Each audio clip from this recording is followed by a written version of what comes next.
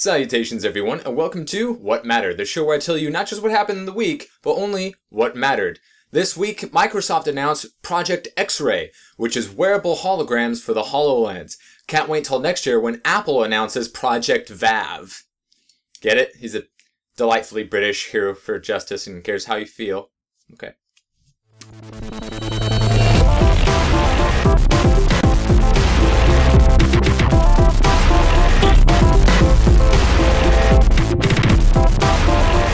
Something pretty awesome happened this week. The Battlefront Beta finally came out to the general public. It's lasting 4 days, so 2 more days after today. And I played my fair share of hours in it already, and it is so good. It is everything that I think anyone wanted it to be. All the haters saying, oh man, it's just gonna be like Battlefield. That's like saying, like, the new Star Fox game is just gonna be just like Pokemon. It's like, wait, I don't understand. They've already made Battlefront games before. Why would they make it a different... Anyway, those people are stupid and they always will be stupid. The Battlefront Beta was fantastic. It was like nostalgic, like had the same feel as the old Battlefront games. You can still switch between first person and third person on the fly. The graphics were amazing. Best of any game that I've seen on the current generation of consoles so far.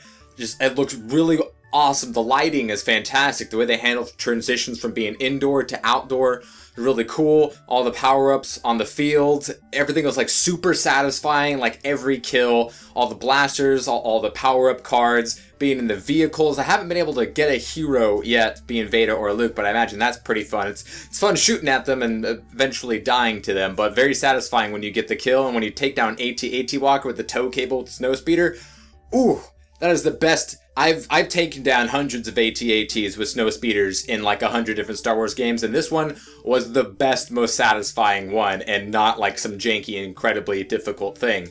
And yeah, the game is really fun. Highly recommend it. It's available free to download for anybody on Xbox One, PlayStation 4, and PC through Origin. So yeah, check it out, because it's going to be some fun times. In some news that Target leaked earlier this week, there was an official announcement yesterday that the PS4 got a $50 price drop. We kind of saw it coming. Target made a little oopsie. This seems to happen every time a console price drop happens.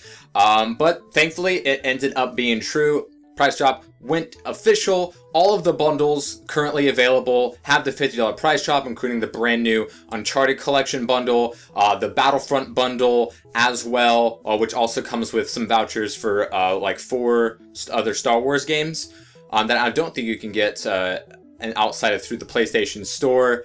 The Black Ops 3 bundle is also $50 off, and you can take advantage of Target's current offer with a $50 gift card for all $350 bundles. So yeah, we can get a PlayStation 4 now for basically $300, which is pretty crazy. We all saw this coming. Xbox said that, you know, it was going to happen. PlayStation 4, I mean, they haven't had a price drop yet, and it's good to see it finally happen since I haven't gotten one yet. So now is the prime buying time, especially with some amazing bundles. You know, with Uncharted or Black Ops or Battlefront, pick your amazingly delicious poison, and we can play some games together. I don't know when I'll be able to get mine, but hopefully sooner rather than later. Speaking of Star Wars and the Disney juggernaut that owns both Star Wars and Marvel, and of course all the Disney properties themselves, announced all of their next coming movies for the next 5 years, and it's pretty crazy. A lot of untitled things, both in the Marvel and the Disney realm, like untitled fairy tale film, but we got new announcements on updates of Pixar films. Some things were pushed back, some things were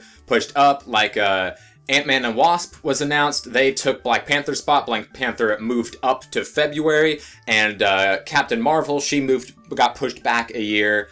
It turns out we're getting Cars 3 before Incredibles 2, which is unfortunate. So here's the actual list of movies and their releases. So we'll start with 2016. We already know about Finding Dory, but Mona, the new princess movie, which was just casted, a 14-year-old Polynesian girl from Hawaii, will be coming out November 23rd, 2016. I bet they're First goal is to make a catchy movie with music, so it can be spread like the plague like Frozen. Star Wars Rogue One, we already know December 16th. Beauty and the Beast coming out March 17th, 2017, which is weird because they finished filming like 2 months ago. Guardians of the Galaxy Volume 2, May 5th, 2017. Cars 3, June of 2017. Star Wars Episode 8, which recently started having some pre-production filming, will be coming out May 26th of 2017, so Star Wars is coming back to May. Pirates of the Caribbean, Dead Men Tell No Tales, July 7th of 2017. Toy Story 4, June of 2018, so that was pushed back a year. Incredibles, June 21st, 2019. Sword Art Online is getting a new movie. They just wrapped up the Season 2 dub on Toonami. The Season 2 sub is now available on Netflix for you who haven't watched SAO 2 yet. And Riki Kawahara is writing the movie, so, you know, our original story guy, as well as, like, the original character design people. It's going to be a brand new story. No information has really been released outside of that. There should be more information from some magazine that should be out and translated either later today or just before I put up this video.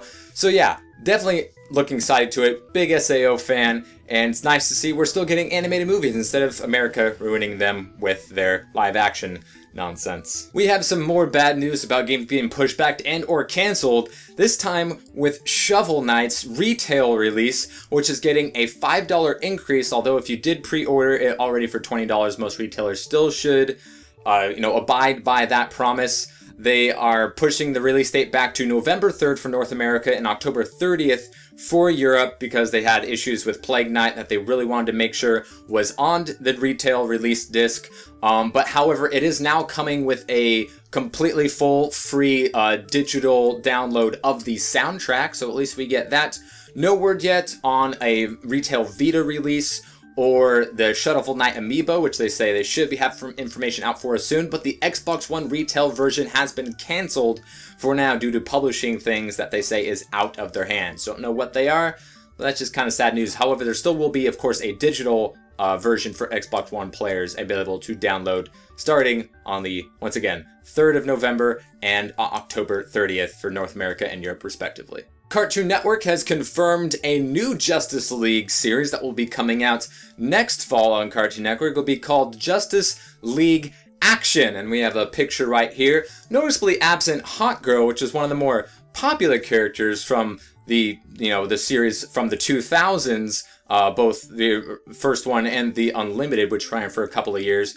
So that's interesting. Now there's only one female representative, although we do know DC is launching that DC Heroes Girls thing that has, it's called DC Heroes Girls, but they have like 3 villains in their lineup, so I don't know like how that works. So we got like Poison Ivy and Harley Quinn and Katana. I don't understand that.